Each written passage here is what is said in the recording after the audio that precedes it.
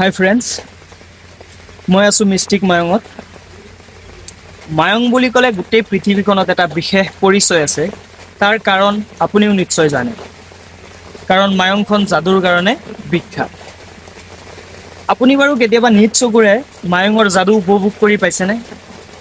যদি পোৱা নাই, তেন্তে আপুনি আহক 18 আগষ্ট তাৰিখে মায়ঙত। কাৰণ 18 আগষ্ট তাৰিখে মায়ঙত হ'বলৈ গৈ আছে মায়ং ইন্দ্ৰজাল যাদু মহোৎসৱ।